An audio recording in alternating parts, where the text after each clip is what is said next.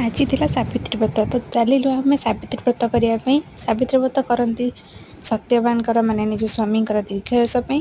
ତ ମୁଁ ନେଇଯାଇଥିଲି ଏଇଠି ମୋର ଗୋଟେ ମଙ୍ଗଳସୂତ୍ର 1 ଗ୍ରାମ ଗୋଲ୍ଡର। ତ ମୋତେ ଏଇଟା ବହୁତ ଭଲ ଲାଗୁଥିଲା। ଆପଣମାନଙ୍କୁ କେମିତି ଲାଗିଲା କମେଣ୍ଟ କରି ନିଶ୍ଚିତ ଜଣାଇବେ। ତାପରେ ମୁଁ ଯାଇଥିଲି ଫଳ ସଜାଡ଼ିବା ପାଇଁ ଭୋଗ କରିବାକୁ। ତ ଏଠି ମୁଁ ଗୋଟେ ଡାଳିମ୍ବ ଆଣିଥିଲି, ସେ ବହୁତ ଧଳା ଦେଖାଯାଉଥିଲା। ଏମାନେ ଲୋକମାନଙ୍କୁ କେମିତି ଠକୁଛନ୍ତି ଜାଣିପାରୁଥିବେ। ତାପରେ ଆମର ଏଠି ଚାଲିଲା ପୂଜା।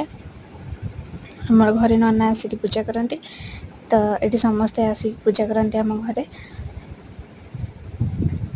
ପୂଜା ସରିଲା ପରେ ଆମେ ସବୁ ଆମର ଶାଢ଼ୀ, ଚୁଡ଼ି, ସିନ୍ଦୁର, ଅଳତା ସବୁ ଲଗେଇ ଦେଇଥିଲୁ। ଦେଖନ୍ତୁ ଏଇଟା ମୋର ଫାଇନାଲ୍ ଲୁକ୍।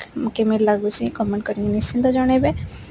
ମୋତେ ତ ଏ ଶାଢ଼ୀଟା ଆଉ ମୋ ଚୁଡ଼ି ଫୁଡ଼ି ସବୁ ମୋତେ ବହୁତ ପସନ୍ଦ ଲାଗୁଥିଲା। ତ ଆପଣମାନଙ୍କୁ କେମିତି ଲାଗୁଛି ନିଶ୍ଚିନ୍ତ କମେଣ୍ଟରେ ଜଣାଇବେ। ତାପରେ ଆମେ ଯାଇଥିଲୁ ଖାଇବା ପାଇଁ। ତ ଖାଇବାରେ ଆମେ ଆଜି ଶାଗୁ ଚକଟି ଦେଇଥିଲୁ ସବୁ ଫଳ ପକାଇକି।